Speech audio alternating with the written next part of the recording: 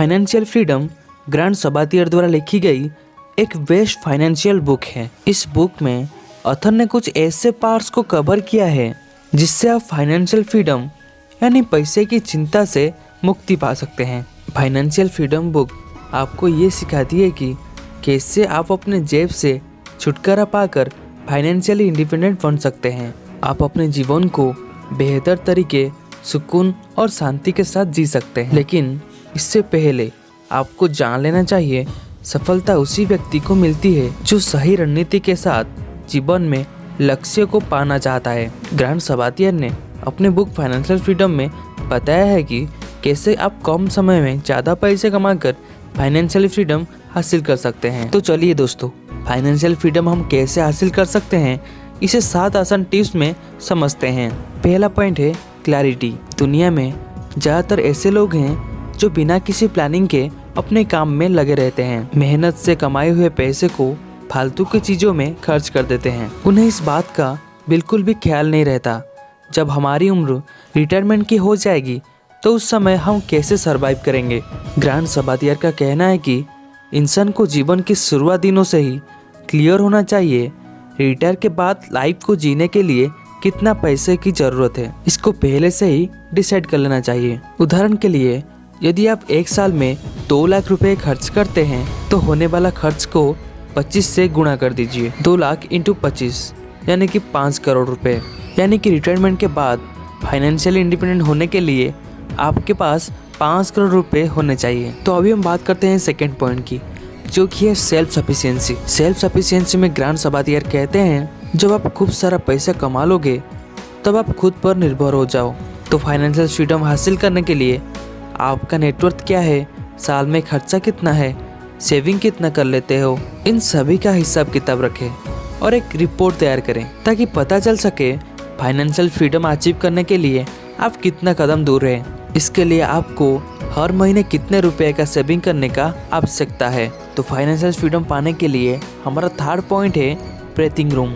जब आप पता कर लेते हैं आपका फाइनेंशियल कंडीशन क्या है, फाइनेंशियल फ्रीडम पाने के लिए कितना कदम दूर है, फिर आप अगला स्टेप लें। अनावश्यक खर्चों को कंट्रोल करें। कोई भी चीज़ खरीदने से पहले 10 बार सोचें, क्या वाकई में आपको इसकी ज़रूरत है, ये वस्तु आपकी लाइफ में क्या वैल्यू ऐड करेगी, इसके बारे में ज़रूर सोचें, क्योंकि अनावश्यक खर्चे मिलियनर आदमी को भी गरीब बना देती है। फाइनेंशियल फ्रीडम हासिल करने के लिए यह सबसे महत्वपूर्ण कदम है। इसमें आपको सीखने को मिलता है मेहनत की पैसे को कहाँ खर्च करना चाहिए और कहाँ नहीं। तो दोस्तों, फाइनेंशियल फ्रीडम पाने के लिए हमारा फोर्थ पॉइंट है स्टेबिलिटी।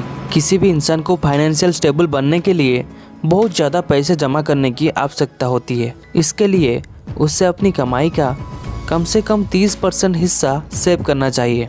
फाइनेंशियली स्टेबल उसी इंसान को कहा जा सकता है अगर उसकी इनकम बंद भी हो जाए तो आराम से 1 साल बैठकर एंजॉयमेंट के साथ अपनी ज़िंदगी को जी सकें। इसीलिए आप खुद को इतना स्टेबल बनाइए, रिटायरमेंट के बाद 1 साल नहीं बल्कि पूरे 25 साल तक आपकी इनकम बंद भी हो जाए फिर भी लाइफ को एंजॉयमेंट के साथ जी सकें। दोस्तों, इस फेज में आपको पहुंचने के लिए सेविंग करना चाहिए और फालतू के खर्चों को चिन्हित करके उन्हें लाइफ से हटाना चाहिए। वैसे चीज़ों पर पैसा बिल्कुल नहीं खर्च करना चाहिए जिसकी आवश्यकता नहीं हो। तो दोस्तों, फाइनेंशियल फ्रीडम अचीव करने के लिए हमारा 5th पॉइंट है use your full time job. इस स्टेप में ग्रांट सबातियर कहते हैं आपको नौकरी की शुरुआत से ही सेविंग करना स्टार्ट कर देना चाहिए, क्योंकि ऐसा करने से भविष्य में आपको फाइनेंशियली फ्रीडम मिलता है। यदि आप नौकरी के समय से ही बचत को महत्व नहीं देते, अनाप शनाप खर्च कर देते हैं, फाइनेंशियली फ्रीडम को अचीव करने के लिए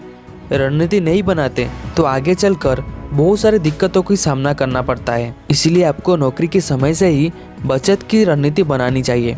फालतू के खर्च से बचने के लिए बैंक स्टेटमेंट का एनालिसिस करना चाहिए। फाइनेंशियली एडवाइजरी के साथ जितना जल्दी हो सके निवेश करके फाइनेंशियली स्ट्रांग बनना चाहिए।